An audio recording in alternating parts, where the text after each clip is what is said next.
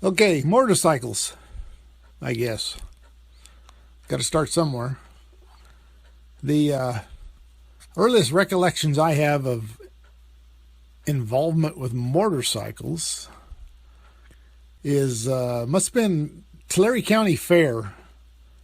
Now, I can't remember if I dreamed this or if it actually happened. I remember seeing them, but we were walking through the fair, and down at the end of one of these lanes, between all the rides and stuff, they had this little motorcycle ride thing going on. It was just a little round circle, and I think they were running those little Honda 50s.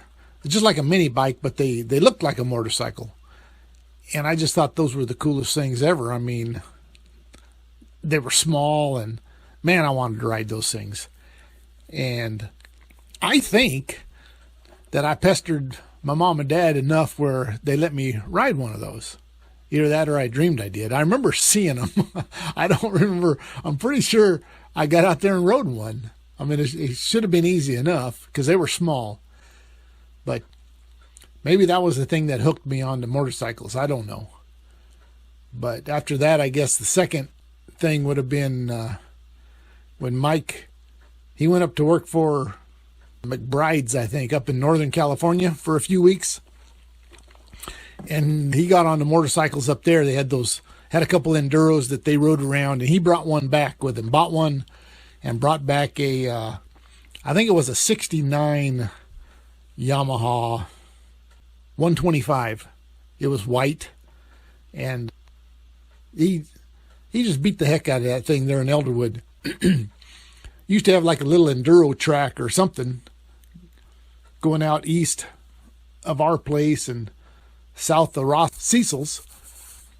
And gosh, at my age, some of those things he was riding looked like steep vertical cliffs. And I don't know, he'd go out there with some of his buddies and just beat them bikes to heck. But I don't know, he eventually moved on to something else or whatever, and I ended up with that bike. So of course I went out there, and I eventually conquered all those things, and I'd go out there and ride and jump and just tear things up, trying to kill myself. And I remember that old bike, it came with another exhaust pipe. They called it an expansion chamber. You put that thing on there, and you could hear this thing, I mean, all over Elderwood probably.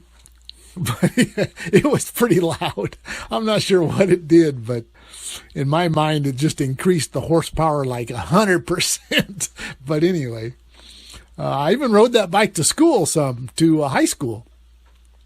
I think I got the earliest you could get your license, you could get a motorcycle license at 15 and a half, I think. So I did that. I don't even remember if you had to take a riding test or I don't know. But anyway, I rode that back and forth to high school. I think there's a picture around here somewhere of me on that bike. I've got that one of those old OD green Air Force hats on, and I'm headed to school. But anyway, yeah, I rode that a lot.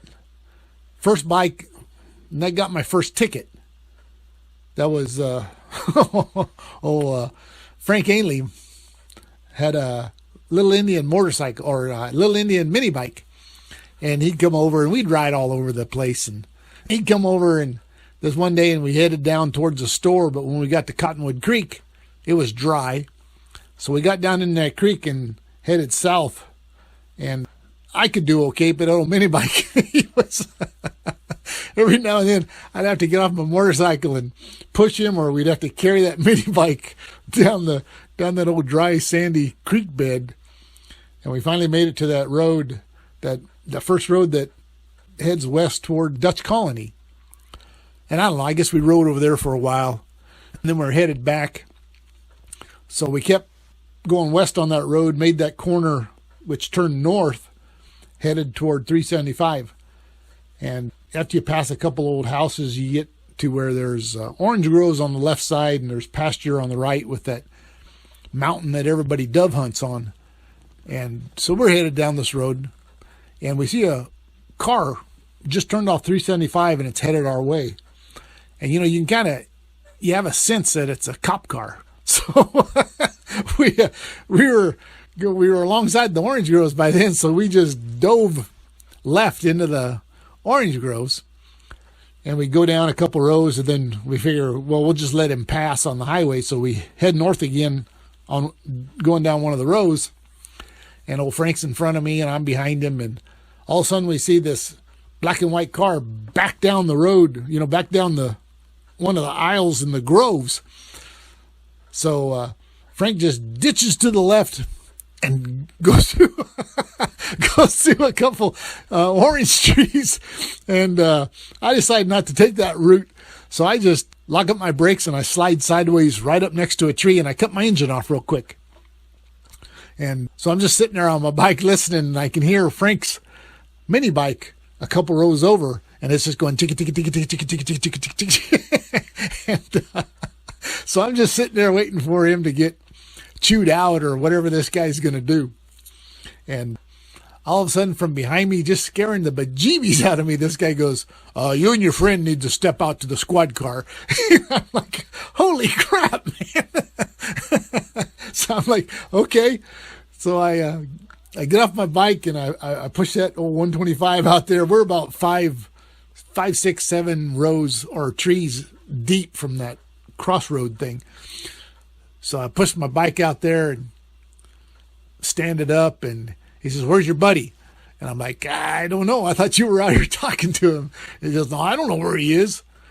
And I said, well, hold on a second. So I leave my bike and I head toward the sound of his mini bike.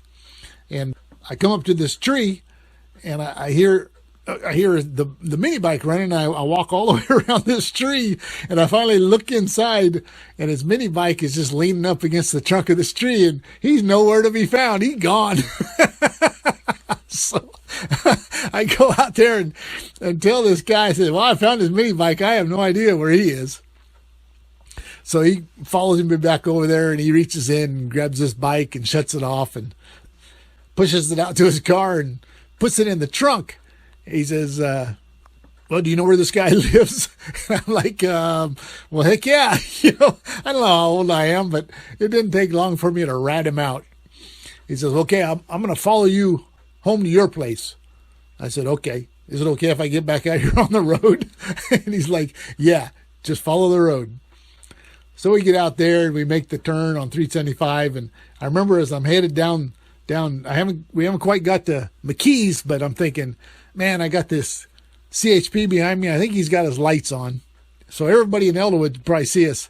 And I know I'm in really big trouble when I get home. And I remember we pull into the driveway, and I can't remember if my mom and dad are already standing out there. Anyway, it's all kind of fuzzy. And they're talking and pointing. And then pretty soon everybody's pointing across the road, across the field over where Ainley's live. So I'm like, well, he didn't need me anymore. So he took off and went over to see if Frank had made it home. And that son of a gun wrote us tickets for that. Just out there in the middle of nowhere, in the middle of the country, not bothering anybody. And he wrote us tickets for riding on the road without a license. I mean, golly. And I talked to Frank later, and he wasn't mad that I ratted him out. I'm like, so what did you do? He said, I don't know, man. I saw that cop, and I just ran in under that tree, bailed off, and took off. He must have run 2 miles through the orange groves and across the fields to get home. But anyway, the law caught up with him. So that was first bike, first ticket, man. That didn't take very long. Son of a gun. Anyway, I don't know. There's probably more stories on that bike, but I can't remember any, and that's the funniest one. Okay, I got another story on this old white bike. Used to have, when we were young, used to have a lot of kids or people over or whatever, and we'd go up different places up the creek, up towards the old place, and have like weenie roasts and marshmallow roasts or whatever. Just, a place where kids could all get out and do something that wasn't dumb or anything like that, supposedly. But so anyway, we're up there. I don't even know which group it was, but I had this white bike up there. I don't think it was one of my groups. So anyway, the night went as planned, whatever. And we were getting ready to head back down the road.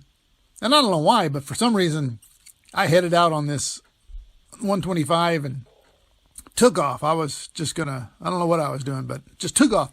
And I turned my light off so nobody could see where I was. Came around by the bathtubs. I did that fine. And I get around Horseshoe Bend and I start down that hill. And what I never noticed before was right after you pass that big rock on the left side, the road actually jogs a little bit to the left. It's not a straight road like I thought it was. So I'm hauling down this road at night without my light because I think I can kind of see the road, but apparently I can't. And I think I know which way the road goes, which apparently I didn't. And all of a sudden, I mean, I don't remember a whole lot. I remember, somersaulting down the hill and all kinds of stuff in my head. But apparently I had gone straight when I should have made that jog, and I ran off the road. It's a wonder I didn't kill myself, really. And wow. Of course, I was young. You heal fast. You bounce, I guess, more than anything else. But I was able to get up, check myself. Didn't feel any major pain. Got the bike pushed back up on the road and got it started and took off again with my light this time. And I was able to do all that before anybody else came down the road. And I don't know. I beat the bike up a little bit. I don't think anything really, besides being covered in dust and dirt. I'm not sure how I explained that at the time, but yeah, that happened on that 125. That was not one of my shinier moments anyway. So anyway, I don't even remember what happened to that bike. I remember it was leaning against the carport of that place down there in Elderwood, and I don't know. Anyway, after I graduated, I went into service, but I ended up buying my next bike was a brand new Yamaha 250 Enduro, 77. It was the first year for the monoshocks on the Enduros. And it was a cool looking bike. Blue. I thought it looked pretty sharp. And I got one. Danny Crisp bought one just like it. And Gil Jessup bought a 400. It was a different color, but basically the same bike. And we used to run around Elderwood at night or Wood Lake at night, anywhere at night, mostly, so we wouldn't be seen doing all kinds of crap. I don't know. It was a lot of fun climbing Colvin Mountain and tearing up through orange groves. And I remember one story on this. Me and Danny were out riding around. We were on the backside, the west side of Colvin for some reason. And we were headed back toward Mud Gap, and we were following. We weren't on the road. We were on that. I think we were on Colvin and we had come down. So we were riding along the canal. And that canal gets onto the road just before it starts into Mud Gap. So we turned onto that road and we're going around. It's kind of windy. And we pass this one corner and there's like 4 or 5 lowriders. It's dark. And there's like 4 or 5 lowriders and everybody's outside of their car kind of in a semicircle. And it looks like there's a guy in the middle somewhere, whatever. All I remember is all of a sudden they all turn around and look at us. And run for their cars. And I'm like, holy crap. So I just goose it and take off. And Danny, he's behind me. He's like, he's not wasting no time. He's like right behind me. And we're just, luckily on bikes, we got a little bit more cornering, but it's not a really good road. We're still on the road of that canal. We haven't hit the main road yet. And in our mirrors, we can see these headlights starting to follow us. So we're just hauling through there, and we finally get to the road, and we get on that road and start heading toward Elderwood, and I'm like, there's no way we're not going to outrun these cars on 250s. But since we've run around that area a whole bunch, I remember on this one corner, it's blind. But if you go straight, there's a dirt road that bails off to the side of a rock pile, and you can get down into an orange grove. And you drop quite a ways, so they probably wouldn't see you on the road. So I'm hoping Danny's going to follow me and trust me. And like I say, I'm kind of trusting myself too. we get to this corner, and I'm just like, well, it's now or never or whatever. I don't know. These guys, I don't know if they were killing somebody out there and they're going to kill us now, or big drug deal. I wasn't waiting around. All I know is these guys are chasing us for some reason. So I get to this corner, and I just go straight and just fly off this corner onto this dirt road. And luckily enough, I hit the middle of the dirt road, and I see in my mirrors Danny's right behind me. So as soon as I get 3 or 4 or 5 rows into this grove, I just cut inside, kill my bike, kill the lights, and we just sit there. And it wasn't, I don't know, it didn't seem very long. All of a sudden, these cars up on the road just go by us, woof, woof, woof, woof, just hauling butt. And I'm just like, I'm kind of shaking. And I'm looking at Danny, I'm like, what the heck do you think that was? He says, man, I got no idea, but I know they didn't like us seeing whatever we were supposed to see. I didn't see anything. Anyway, yeah. So we just sat there for a little bit, waiting for those guys to get as far away from us as possible. And I don't know. That was weird. That was really weird. Anyway, that's when I had that old trusty 250, and it got me out of trouble that night. But that was just some of the hijinks or whatever we got into. Anyway, so yeah, I had this bike, and I took it down to Victorville with me, and I rode it around down there. And another story, I was leaving work and headed home, and I was going down the road, and it was like 2 lanes one way, 2 lanes the other way, and there was an overpass, and it was raining like crazy. And I was just getting ready to go under this overpass, and I see this car. She had just come off the freeway and was stopped there. She was going to cross my 2 lanes and turn back toward me in the other 2 lanes. And for some reason, I just got the feeling she did not see me. It was raining hard. So I moved over on the left lane, thinking that maybe give me an extra second or something if something happened. And she's looking, and there's a car coming the other way towards me. And I don't know how far away I was from her, but all of a sudden she just darts out in front of me and stops in my lane waiting for that other car to go by. So I was just so close, I just locked up everything. And, my rear wheel locked up, and I slid sideways. My front wheel was turned, 90 degrees. My foot was on the ground. I'm just sliding toward this car.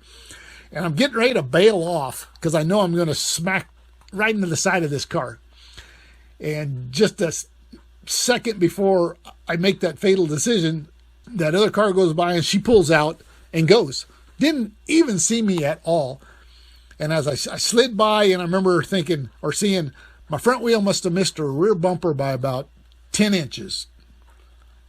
I slid on by, and I come to a stop, and I'm just like, crap, man. I get myself together and pull off to the side of the road. It's still raining like crazy, but I'm just like shaking now. I'm like, man, I almost bit the big one right there. And anyway, whatever. I went on home, and I was like, that was too close. But anyway, that was on that blue bike also. But while I was down there, there was another bike just like it. Some guy had bought one, and he had just bought it coming home from the dealership, got on base. He was going through base housing, and a dog pulled out or ran out in front of him. He twisted the wheel, and he went down, and took a big old digger and broke his arm or something, broke something, bent the handlebars. His wife said, you got to sell that. Those are too dangerous. So he ended up selling it to another guy. And I don't know, long story short, whatever, this guy got orders to go overseas, the guy that bought the bike. So he offered it to me. It was really cheap. I said, well, yeah, I need that bike because it matches my other one. So I bought it from him. And I didn't realize I never got the pink slip for it. And he left. He went overseas. So I knew the original guy. He outranked me quite a bit. So I went to talk to him about the pink slip, and he's just like, you're crazy, man. This guy quit paying me on it. I'm not going to give you the pink slip. We argued a little bit for a couple of weeks, but he finally ended up yeah, he gave it to me. He's like, yeah, it's not going to do me any good. And you didn't have anything to do with it. So anyway, for a while, I was hauling these twin bikes around the back of my pickup. They looked pretty cool. And I ended up selling mine, the original one, to a kid here in Woodlake. And I kept the other one just to ride around the ranch. And then years later, I actually hauled that all the way back here after I retired. And I ended up stripping it down one winter and repainting it and redoing it and making it look like new. And I ended up selling it to a guy here in Woodlake, another guy here in Woodlake. So that was a nice bike, though. I mean, it was a nice bike. Anyway, that was that one. The third one, I had gotten out of the service, and somehow or some way, my dad told me he knew a guy in Visalia that wanted to sell a motorcycle. See if I was interested. I said, yeah. It was a Honda CB750. It was a 78, last of the single overhead cams, the classic 750s. So I went down there and looked at it. And remember, I'd only had a 125 and a 250 at this point. And I sat on this bike, and it was huge. I remember looking down, then the tank was big, 5-gallon tank, but I could see the engine on either side of the gas tank. And I'm thinking, holy crap, this thing's going to kill me. I ended up buying it, and it had a 4-1 Kirker exhaust, and it was a really nice bike. It was fast. I mean, compared to what I've had already. But I got to tell you, in less than a month, probably, I was thinking, wow, maybe I should have got a 900 or 1,000 because this thing isn't fast enough for me. And it was totally fast enough for me. But anyway, I ended up putting a Vetter fairing on the front and a big trunk on the back because I was going to school so I could haul my books, and I was working and stuff. And I didn't realize how loud that pipe was until I put that fairing on. And now, instead of all that sound just going right by me to somebody else, that fairing blocked all the wind, and the pipe was just howling right next to my right ear. But anyway, I guess I have one story on this 750. I guess I didn't realize I must have had it while I was in Victorville, because we headed out and we took a trip down to Ramona, or somewhere down there where her parents were, and we were visiting for the day.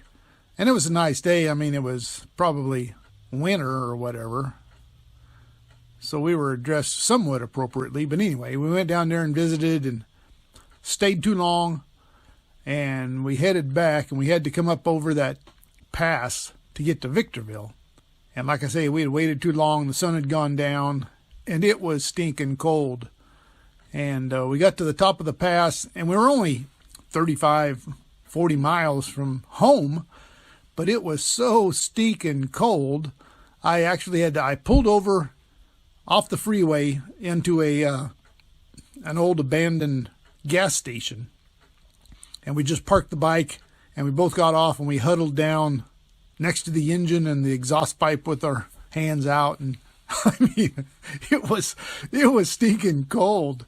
And we stayed there, I don't know, I guess as long as we thought we should, but we eventually got back on and made the rest of the trip and froze all the way. It was just one of those, you'll probably hear this more than once, but it's the age-old dilemma for a motorcycle rider. If it's cold, your two options are slow down maybe, and perhaps it won't be that cold, or just go faster and try to get there as soon as you can and just deal with it.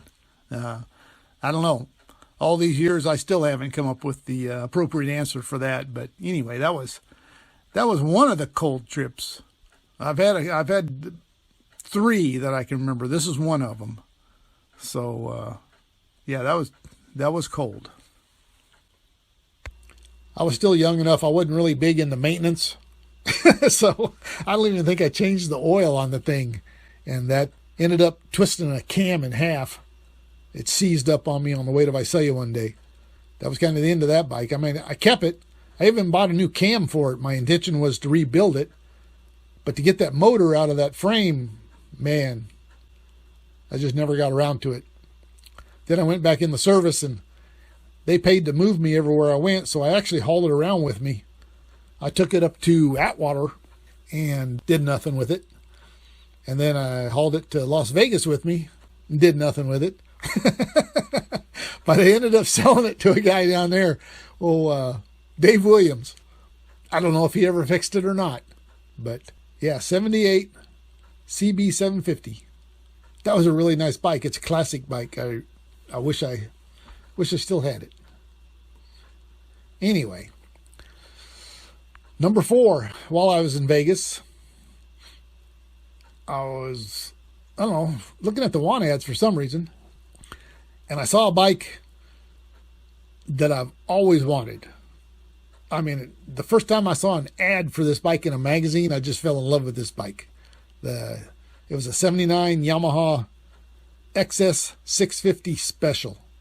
It just looks really cool. I mean, it's got mag wheels and the chopped megaphone pipes.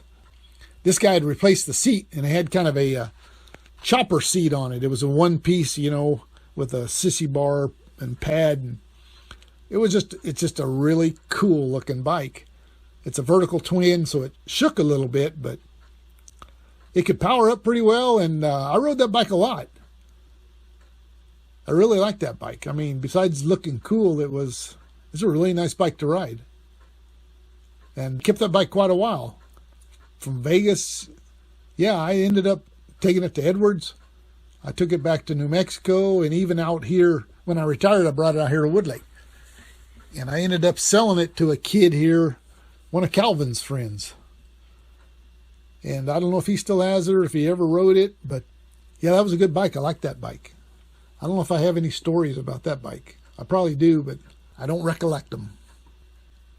So for number 5, I got out here, and I still had that 650, but I thought I needed a bigger bike. And I'd always kind of had this feeling that I always wanted a Goldwing, a Honda Goldwing. So I looked around, and I ended up finding a 96. Yeah, 96. So it would have been a 1500. It's a horizontal 6-cylinder, 3 cylinders on either side. But it was super smooth, and it had a lot of power. And it was a really nice bike. I went up to Fresno, found one up in Fresno, this one, and it was either 1 or 2 years old. Hadn't been serviced yet, and made a deal with a guy, and ended up getting that bike that night. It was raining like crazy. And I'd taken a helmet and a jacket with me. I wasn't sure. I knew it was going to be raining, but I didn't know if I was going to be actually getting this bike that night. But I ended up getting it and riding it home in the rain. And I really enjoyed that bike, except my knees, after about 45 minutes, would really start kind of hurting, aching. I don't know. I guess it was just me, because everybody says those are like the most comfortable bike ever. But anyway, I kept that a while, put a lot of miles on that, made quite a few trips. Actually made one, we were headed to the coast, and you always go by this road that says Parkfield, earthquake capital of the world. So I'm like, I got to go see Parkfield. What the heck, right? And you get to go from one tectonic plate to the next, whatever. So we turn down this road, and it's just an old 1-lane country road, basically. And we take off down this road, and as I pick up speed, I start hearing, kind of a tickety tick tick tick tick tick tick, like I'm picking up rocks off the road, and it's throwing it up on my fairing and throwing it up on the bike, and I'm like, man, this is crazy. So I slow down to see what it is, or see if I can go around or something. And as I'm slowing down, I notice the whole road is covered with grasshoppers, and they're not rocks. It's these grasshoppers that are flying up and hitting my bike as I'm going down this stupid road. So it's kind of like the age-old question on motorcycles when it's cold. Do you just go fast and get there quicker, or do you go slower and hopefully the wind chill factor won't be as cold? So I'm thinking, well, if I go if I go really fast, maybe the grasshoppers don't have a chance to get up high off the road and I can just beat them. Whatever. I tried different things and I rode the whole 35 miles through these grasshoppers. And I tell you, for 3 or 4 years afterwards, when I rode this bike, if it was hot, the engine got hot, it smelled like I was roasting grasshoppers for lunch or whatever. It was, I just could never hardly get rid of that smell. But anyway, that was an experience. I would have sworn I was picking up rocks, but it was all these stupid grasshoppers. And I talked to people and they're like, yeah, that only happens like maybe 2 days out of the whole year. So anyway, that was the Goldwing. Ended up selling that to a guy from Farmersville. That was a nice bike. That was a nice bike. Okay, here's another Goldwing story. And actually, I had forgotten all about this until just a couple days ago. Coming out of Visalia, I saw that somebody had run into an electric pole and they were fixing it. And it just all of a sudden, I remembered this Goldwing story. We had headed out. We were going to Fresno to look at storage containers. That was when I dug the pit and I was going to put a couple of storage containers in there. And I found a place in Fresno that was selling them. So we were riding up there to check those out. We had gone through Elderwood and headed out. We went past that first, Dinuba Highway, I guess, that stoplight. And we had gone on further. Anyway, I don't remember. We were still 5 or 6 miles from 99, from the freeway. And you come to this place where there's a road that tees into the road we were on. I don't remember the name of the road, but I always remember it when I go by it because there's a sign there that says to get to the town of New London, you turn to the left. So in other words, okay, this road tees into the road I'm on coming in from the left. And we were behind this car and I'd followed it for quite a while. And, I'd been mulling over, should I pass it? And I just decided it wasn't bothering me that much. So I'd stayed behind it. But we get to this road and it is slowed down. It is stopping because it's going to make that left-hand turn. And now this is something I don't hardly ever do, is go around one of those cars like that on the right side. But for some reason, I just started sliding to the right to go around this car. And I get about, I've passed it and I'm just a little bit in front and all we hear is screeching brakes behind us and then a great big kaboom. So I pull off the side of the road and I stop and I look back and there's this huge car accident behind us. And so we kind of swing back to see if there's, anything we can do to help or whatever. And we find out what had happened was apparently this pickup, which was behind us quite a ways back, was going about 110 miles an hour. We know this because there was a guy working in the fields and he saw the whole thing and he saw this pickup coming. He saw the pickup just whiz by him. And he came up to us later. Oh, anyway, this pickup just slammed into the back of this car. And this car was already starting its turn. So it sailed this car across the road, turned it around, and the trunk impacted an electric pole on the other side of the road. And it hit that pole so hard, when I went back there and looked at it, I could stand inside the damage of this trunk. I mean, it was that severe. Nobody was hurt. Everybody in the car survived. But this farmer guy or whoever was in the field came up to me and said, you know what? If you hadn't have moved off to the right, this guy would have completely demolished your bike. He was going that fast and hit that white car that hard. And it's weird. It's like divine intervention or whatever, because I never go around a car to the right like that. And for some reason this day, I moved over there and got out of the way. And this car, or this pickup, just screaming down the road, hit the back of this car. It's amazing nobody in the car was hurt.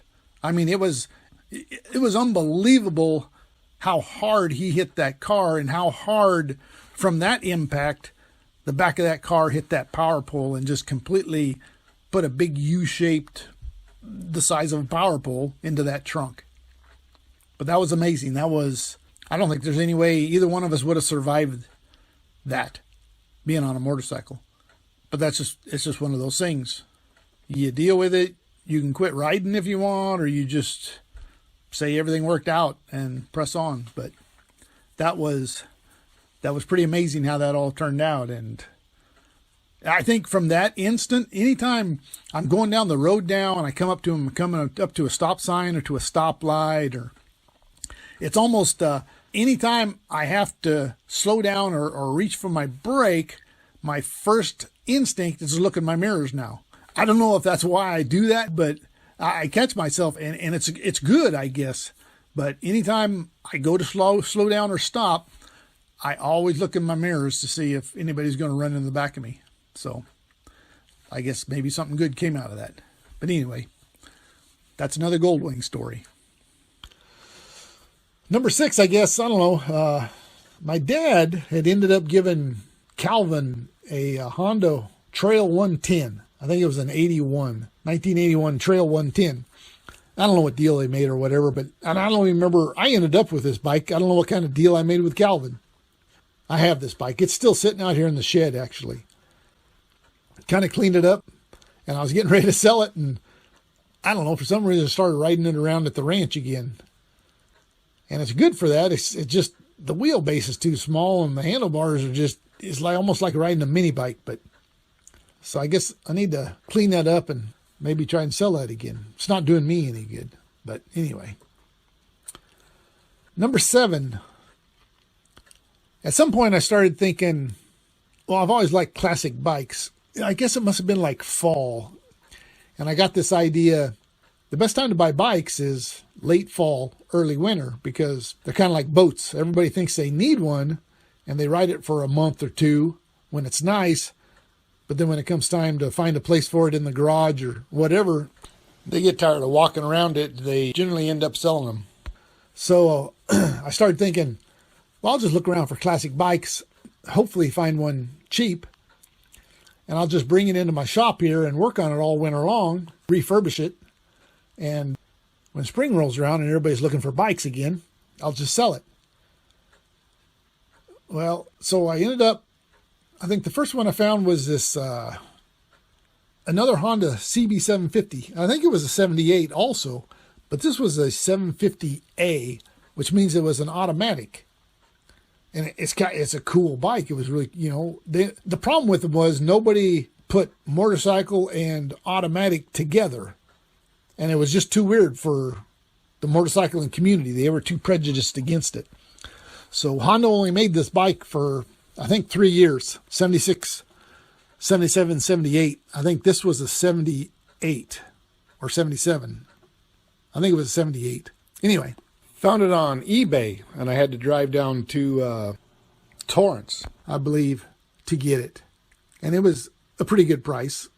And I get down there, and it had a fairing. It had the whole Vetter system on it. Fairing, trunk, and saddlebags. So anyway, I stripped those off right away, and anyway, brought it inside and spent the winter fixing it up. It had the wrong seat on it, so I had to find the right seat. Case, the side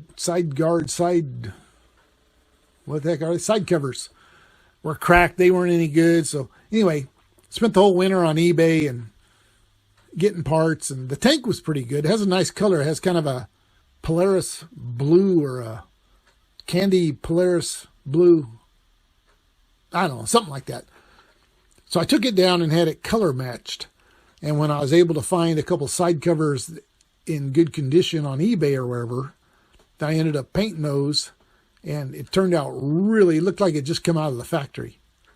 And I got a good period seat on it, shined it up, got period mirrors, it looks like it just came out of the factory. And it was really cool. I mean, an automatic, you just clunk it into gear and take off. I think it only had 2 speeds. And, there's no clutch. You just get on it, twist the throttle. And it was a really cool bike. It turned a lot of heads because it's a classic, and it was a nice looking bike. Anyway, but I found out come spring, I had so much time and effort into the thing that I didn't want to sell it. So I just wheeled it out here in the shed and parked it. And, well, I rode it, but I couldn't bring myself to sell it. So I had another one to ride that year. And then the next fall, I found I was going to do the same thing, except this one I was going to sell, really. I found an 81. Now this is the bike. I told you I fell in love with that XS 650, but the one I really loved was its bigger brother, the XS 11 Special. It's an 1100. It's an inline 4. It's just a great big, of the time, a muscle bike. I mean, and it looked super cool because it was that Special series, red. Anyway, I found one up in Vacaville, I think. So I went up there and got it and did the same thing. Pulled it in here and worked on it all winter long. Got all the right stuff to put on it, and spring rolls around and I get it out and I'm riding it. And I'm like, this is a really cool bike. I can't get rid of this. And this is, I thought that 750 might have had some power, but this 1100, man, you twist the throttle.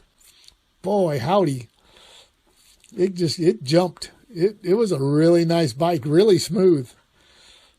And it got a lot of looks too, because it's a really nice, good looking classic bike.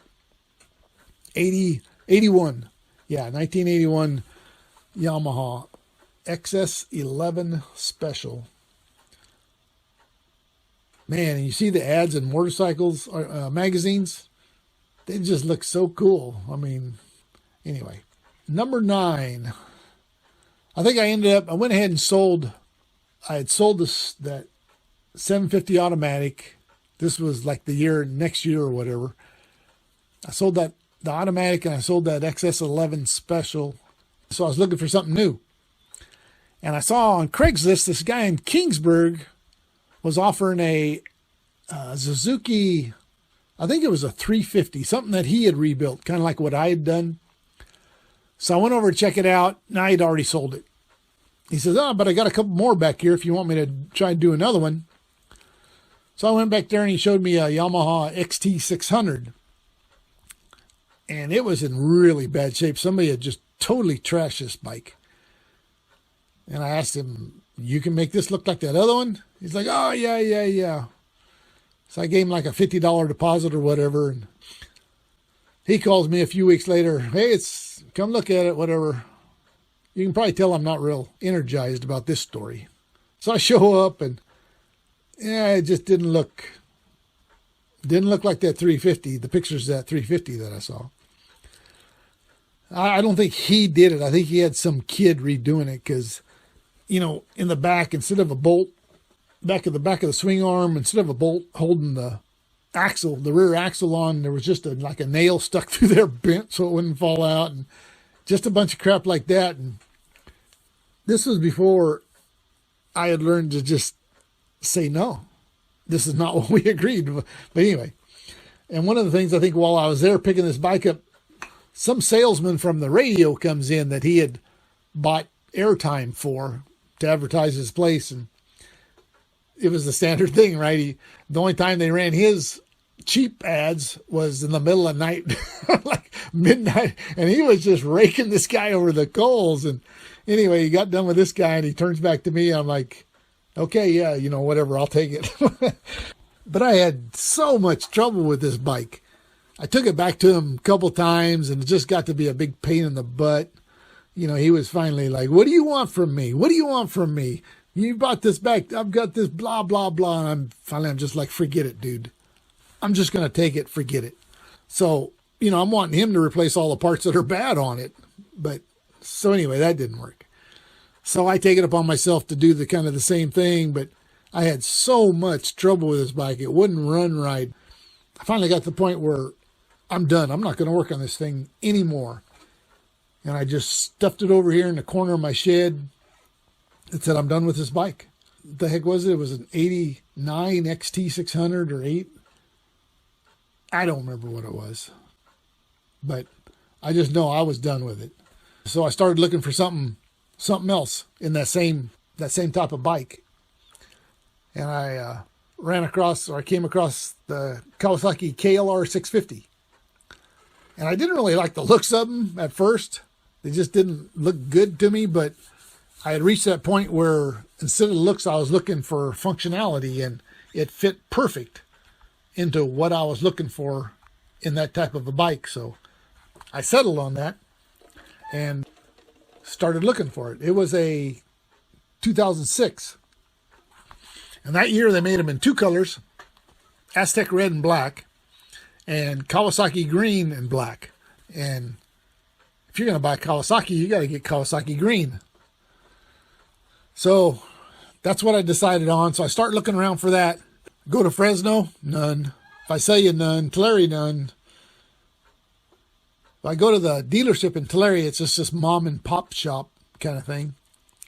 And the guy's like, well, yeah, I can get you one of those. Surely I can find somebody that'll trade me or I can buy it from. And he says, this is what it cost me, and I'll charge you $200 more than this. And he swings the book around so I can actually see what his invoice or whatever his cost is going to be.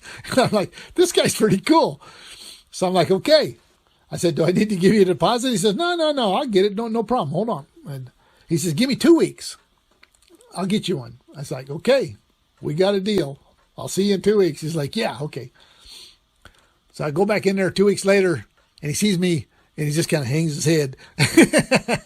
And I get up there, and he's like, man, I can't find one of them green ones anywhere, or nobody wants to let go of them. So I'm like, oh, man, that's cool, I guess. No big deal. I said, well, while you've been looking, I've been looking on the internet. I know what you mean, because the closest one I can find is in Victorville. He says, yeah, I think I called those guys, but they wouldn't let it go to him or something, or he didn't want to deal with that far away, or because he says it's just a hassle. I said, that's no big deal. I said, I'll give those guys a call. He says, yeah, sorry. I'm like, no, don't worry, man. And so I call Victorville, and this girl answers. I said, hey, because I found it on a website, I can't remember what the website is, but it would list, it was a really nice website, because the thing I liked about it, you could list your bike on there, but dealerships would list their inventory that they're trying to get rid of.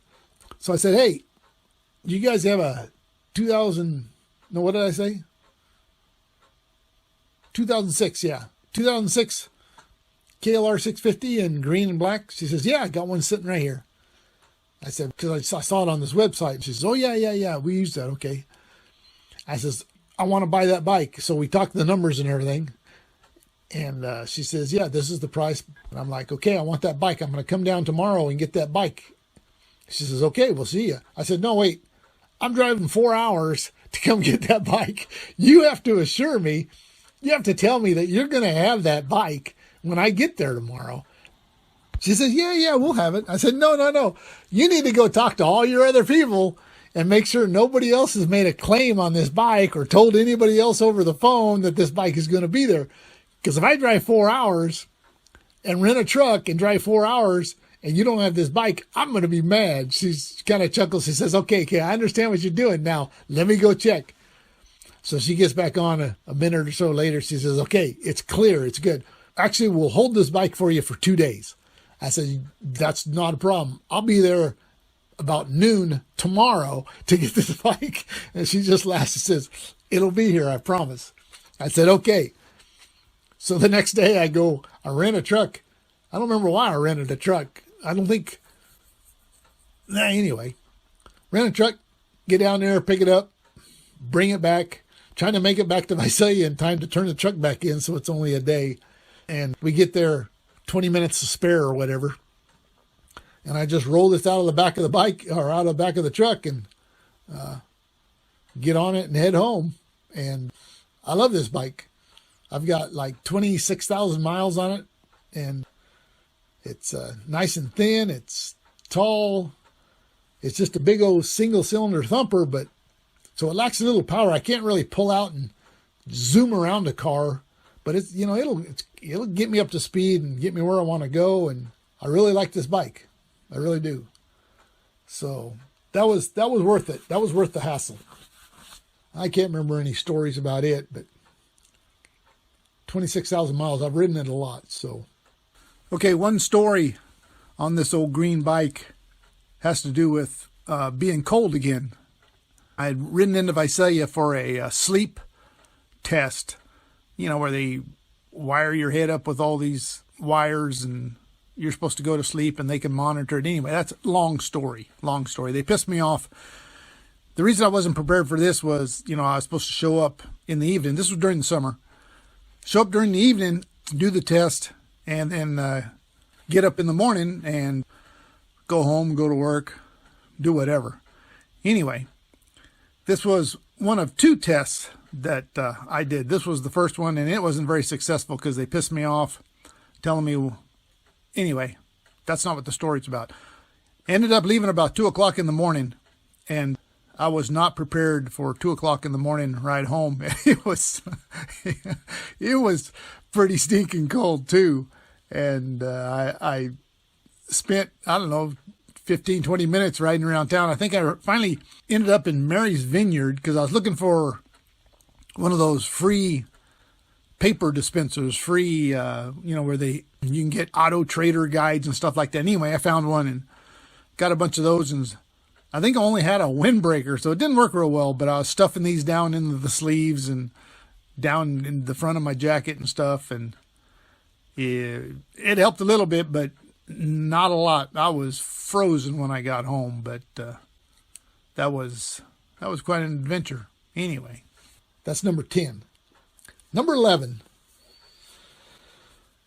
It's another bike I guess I've wanted them all, but this is one I remember back in 1985 looking through magazines and seeing pictures of this bike. It's when Yamaha brought out the VMAX.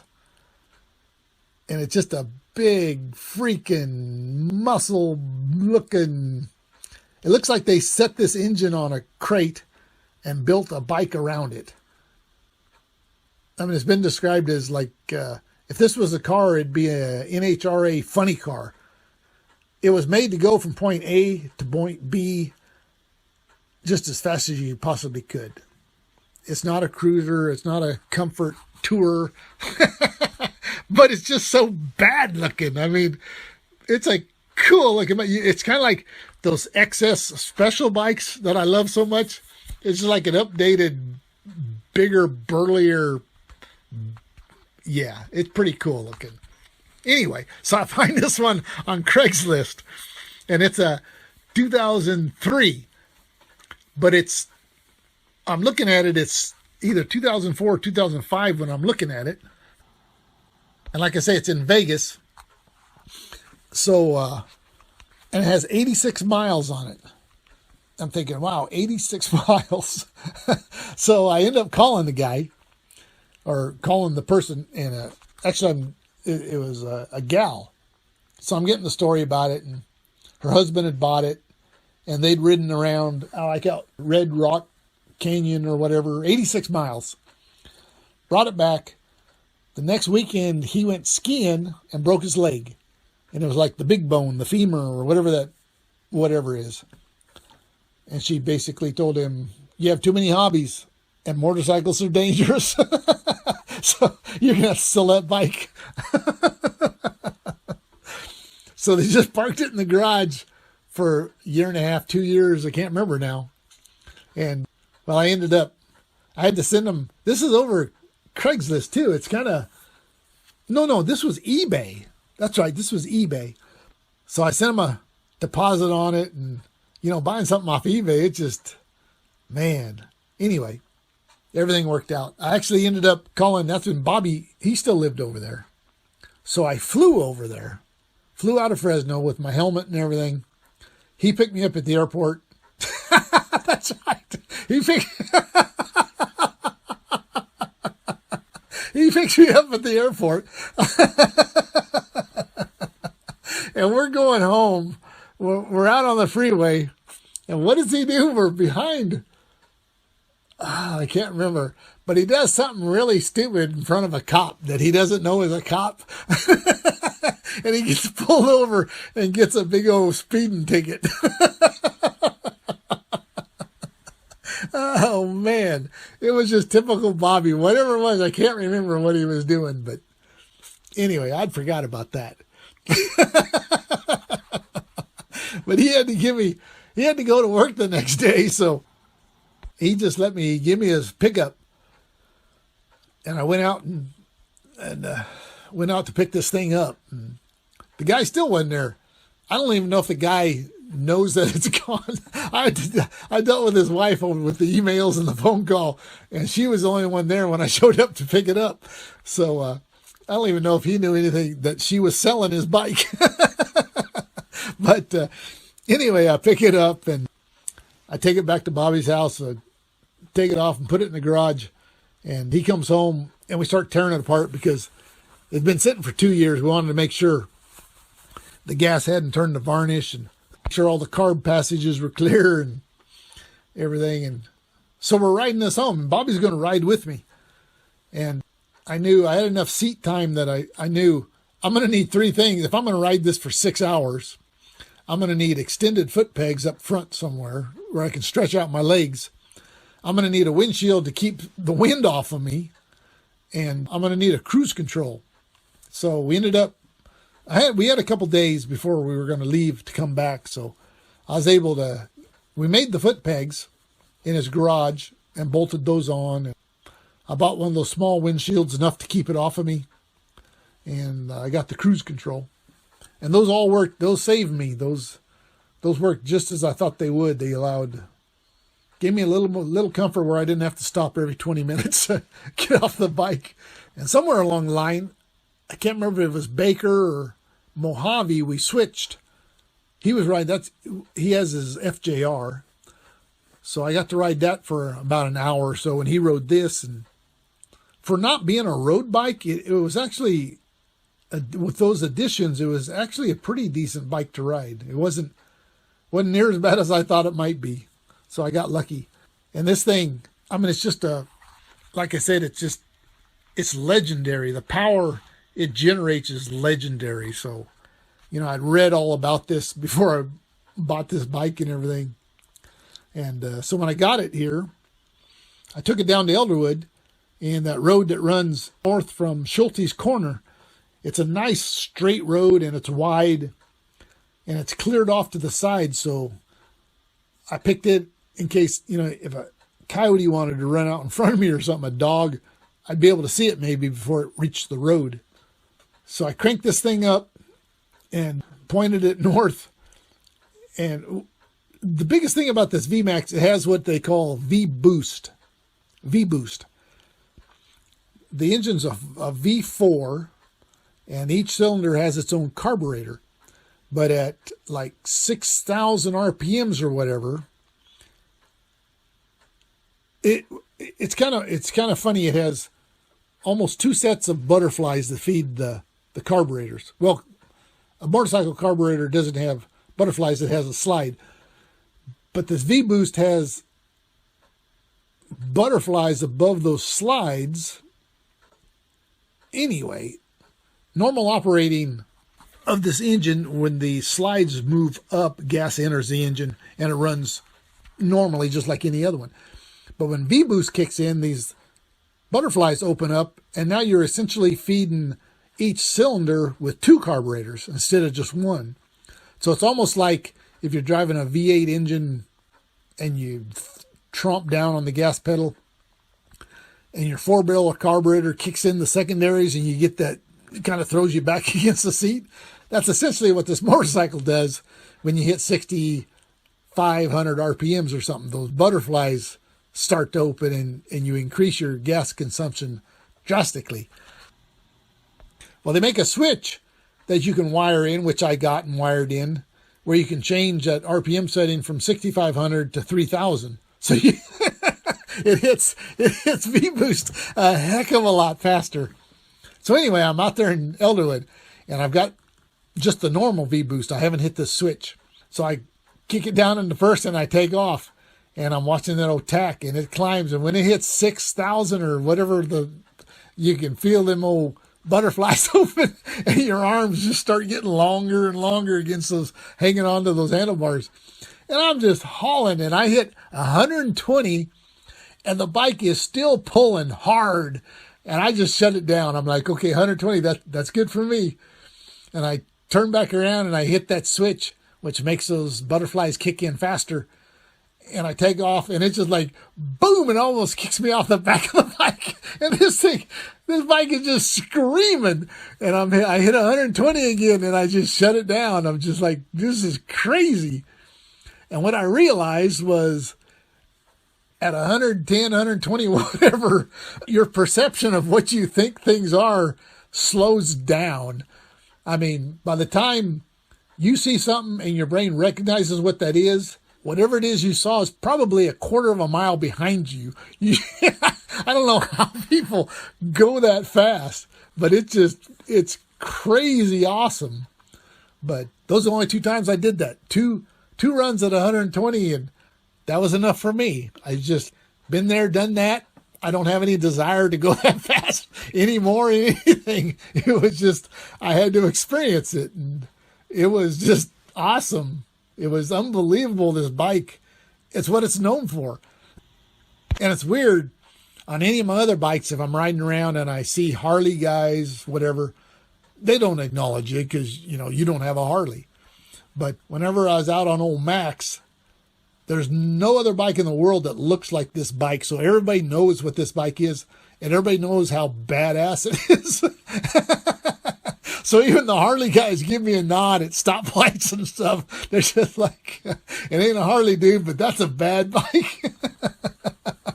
It was unbelievable, the respect I got when I was riding this bike. But I love the bike, but it was one of the hardest bikes to ride. I mean, like I said, it was built from point A to point B. It was not for corners. It wasn't for pushing around. It was a heavy son of a gun. Anyway, that was Max. It was a great bike. I love that bike, but I just didn't ride it that much. And it was a shaft bike. It wasn't chain.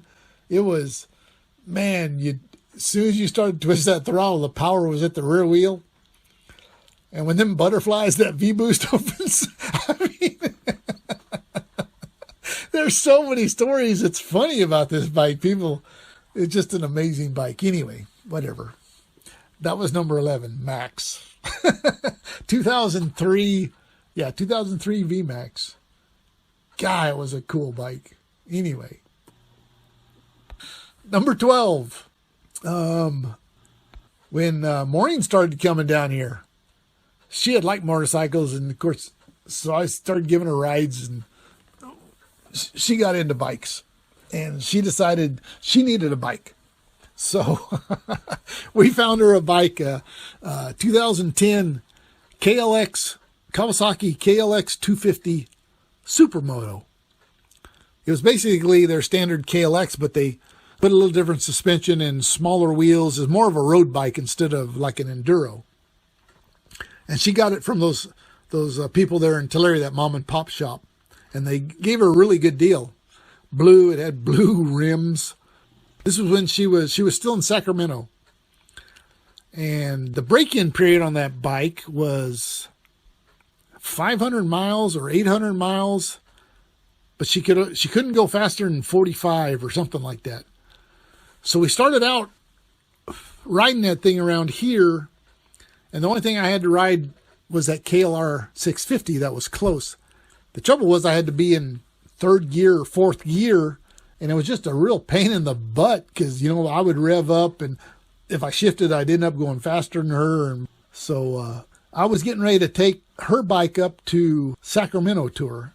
I think I had it loaded up, and I think it was the same weekend. I called, I don't know why I was down at the Visalia Kawasaki place. I just can't remember why I was there. I might have seen an ad for my number 12 bike, and they had this big price match thing. So I was talking to the salesman. I said, hey, you guys price match, right? She's like, yeah. I said, well, I found this bike up north or whatever. You guys have one. Can you match it? He says, yeah, come on down. I'm like, okay. He says, well, there was something he couldn't price match it unless I was standing in the showroom. I'm like, I got my Kawasaki card in one hand. I got my keys in the other. I'm ready to come down there. Just tell me you're going to price match this. Oh, I can't do it. Like, whatever. So I think I end up going down. It's on my way out towards Sacramento or whatever. So I'm going to stop by and see what this guy's talking about. So I stop in there, and he's not there. So the guy that comes out to meet me is the head guy. So I tell him, yeah, I was trying to talk to one of your salesmen or whatever, blah, blah, blah, blah. He says, that's not a problem. I'll sell you that bike right now. What was the price? I tell him the price. He says, that's the bike right over there? I'm like, yeah. He says, yeah, we can do that. And he gives me a price, and it's lower than the price match one. I'm like, how much? He says, I'll tell you what, I'll even put an extra 3 years of warranty on that bike for you. He says, well, the reason I'm doing this is that's a 2009. That's last year's. If that's not a problem. I said, that's not a problem. He says, I got to get that out of here. I got to make room for my new models coming in. Sometimes these salesmen don't realize that. I can't have an old bike in my showroom if I've got new ones I got coming in to replace it.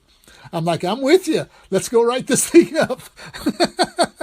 So he's like, we can do it. He's laughing. We get it all written up, and I'm looking to make sure he's, writing the numbers he said he is. And did he give me that extra 3 years? Yeah, he did. And it was just unbelievable. I almost stole this bike. So I ended up right there in the parking lot. They service it and they wheel it around.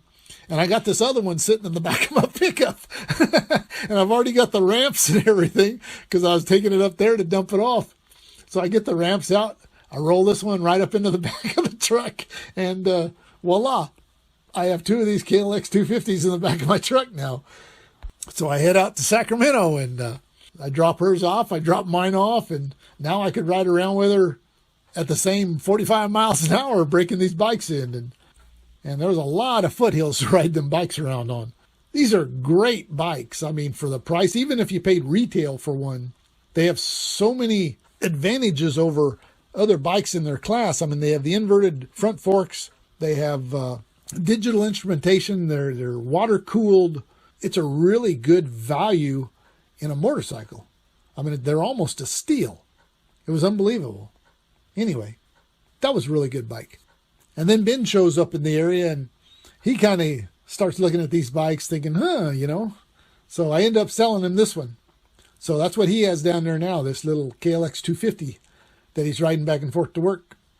That was number 12, that KLX 250. And then lastly, I think, if I haven't left anything out, number 13 is a 2005 Yamaha FZ6, a sport bike. I never thought I'd ever own a sport bike. I always cussed guys that rode sport bikes because they're usually young guys doing stupid things. And they always looked really uncomfortable. Calvin called me one day. He says, hey, I bought a motorcycle. And I'm like totally shocked, right? Because he's never really been a motorcycle kind of guy. And I'm like, well, good. What'd you get? And he tells me, I got this Yamaha FZ6. I'm like, I didn't really know anything about him. Didn't really know anything about a semi-modern bike. I ended up going back to see him. And so I was able to ride his around. So the first time I took it out, I take it out there on the road and I open it up a little bit. And it's an inline 4, 600. And, the little engine, it really spooling up fast. I mean, I've got power. And I'm headed down the road and I'm thinking, wow, this picked up really fast and this feels really nice and smooth. So when I look down, I'm going 70. I'm like, wow, this bike is really smooth and fast. I could really get into a lot of trouble on this bike. The next thing I remember is, it's got dual disc brakes on the front and a single disc on the rear. And I've never tried any of these like modern brakes. So I'm tooling down the road at about 65, 70 miles an hour. I'm going to try these brakes. So I, start squeezing the lever and pushing on the foot pedal. And man, them brakes, they grab. And pretty near throws me over the tank. I mean, I am not prepared for the amount of stopping power these old bikes have nowadays. So I'm thinking, wow, that's impressive. I mean, this is a really nice bike. So I go on down the road a little bit anyway, eventually, bring it back. And when I see him, I'm like, that's a nice bike. You did a good job picking that bike. I don't know how you did it, but man, that is a really nice bike. It's nothing like I would have thought for a sport bike. Anyway, I get back out here and knowing what that bike is, for some reason, I just happened to find one on Craigslist from a guy down here in Visalia. a 2000. I think his was a 2006. This guy has a 2005 that he's looking to sell. Same kind of thing. Has really low miles. I can't remember what the miles are on it.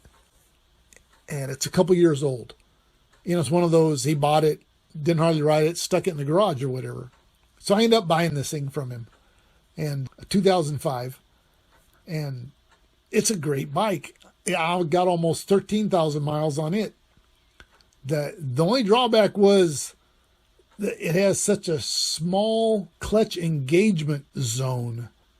You're letting the clutch out, and there's just a minute slice where that clutch engages and takes off. And I've been riding motorcycles almost forever, and this thing makes me look like a beginning rider. Because when it's like that, you let it out too soon with not enough gas, and it just goes and it wants to die, or you have to rev the engine at a stoplight and then slowly let out the clutch.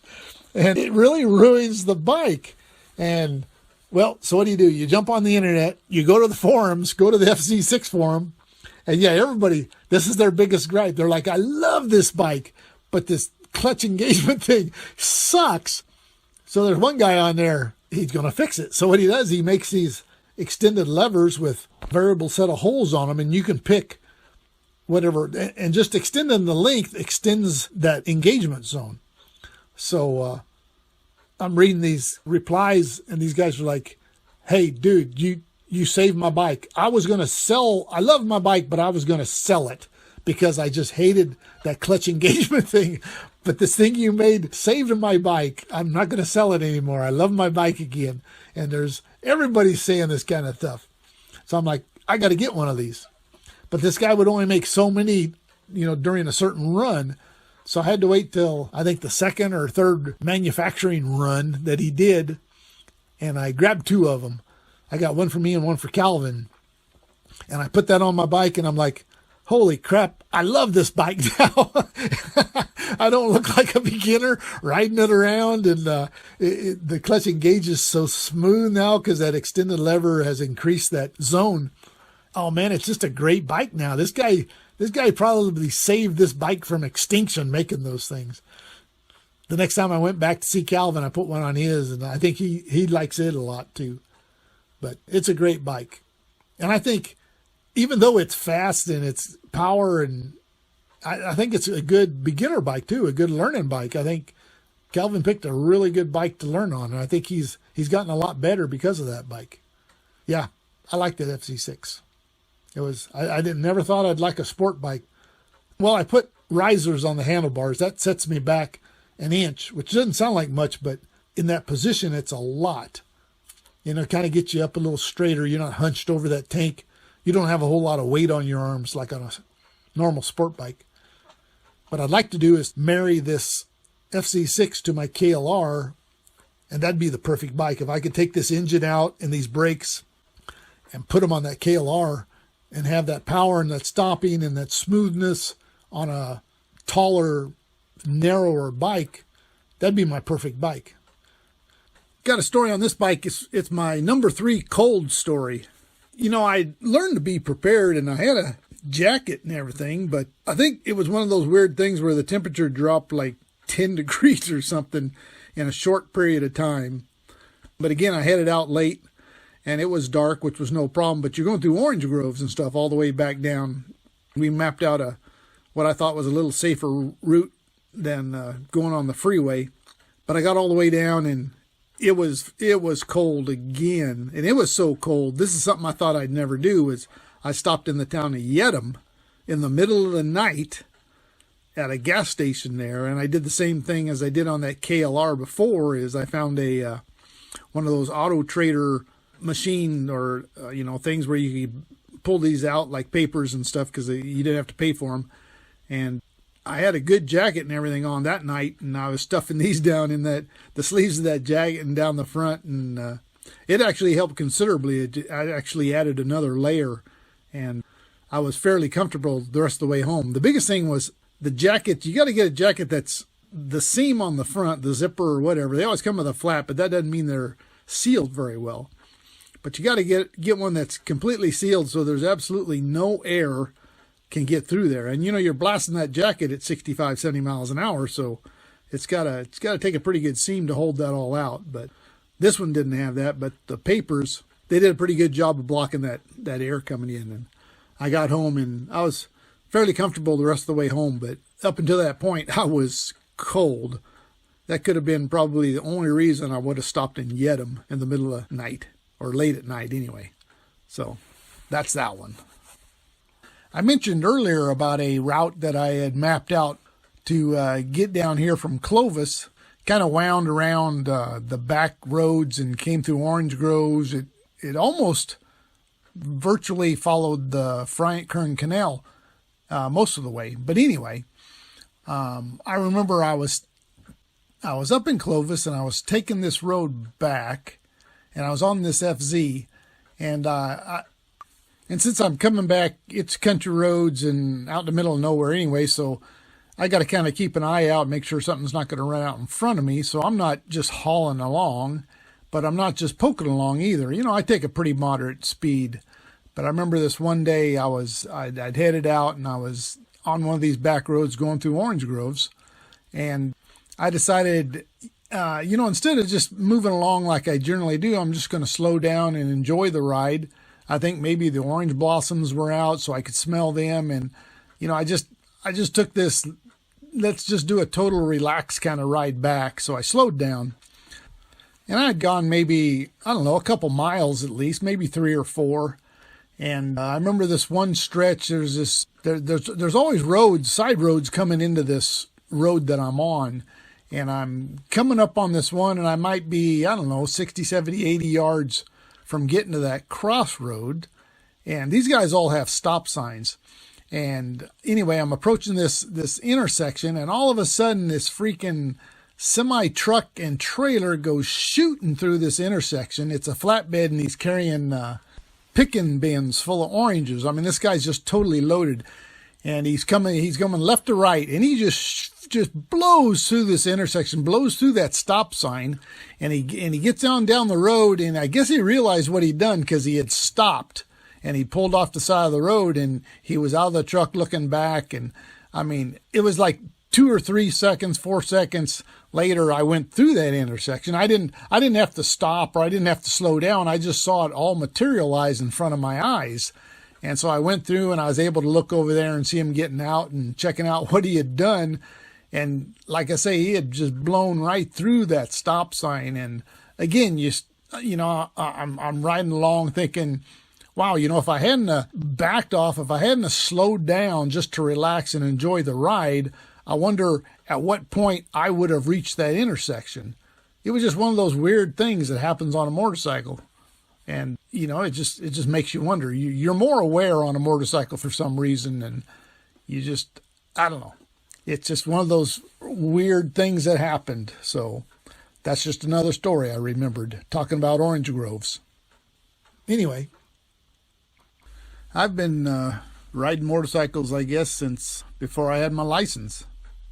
And I don't think I've ever been without one in one form or another since then. So I guess short of some catastrophic circumstance, I can't really foresee myself ever giving up riding bikes. I don't know. There's just something about them. And if you don't ride, it's really hard to explain to people what the attraction is. It's kind of like if you go somewhere and you see something that you think is just totally awesome. And of course, you take a picture and you bring it back, and you can't wait to show people. And when you get that picture out and you show them, it's just like, what? They just don't get it. And you got to say, well, it was so much better if you were there. And it's the same way with a motorcycle. I mean, if you're in a car, you're just kind of, running around, you're traveling through an area. You're kind of a spectator. But on a motorcycle, you get to experience the area. You're actually, in the game. You feel the winds. You feel the hot and cold. You feel the difference when you can feel the temperature difference when you go from a hot, dry area and you cross a river. You go through an irrigated area and it cools off. You smell smells. You smell the orange blossoms, the flowers. You smell skunks. You smell everything. I mean, you get to experience the area that you're riding through, and it's just, I don't know. Like I say, if you don't ride, it's really hard to explain that to somebody. I don't know. There's just something about it. It just gets in your blood. And for me, that was at a really early age, and you can't get rid of it. You just deal with it, and you just start buying motorcycles and riding and enjoying yourself. But I don't know. I don't know how it's all going to end up. I have no idea what my motorcycling future holds, but I guess God willing, I'll stay on them. I'll keep riding them, even if it means at 75, 80 years old, it's just a scooter or one of those power chairs. Just stay out of my way. Anyway, that's it for motorcycling. If I get any more edits, I don't know if I'll put them in. Maybe I'll just tell you when I see you.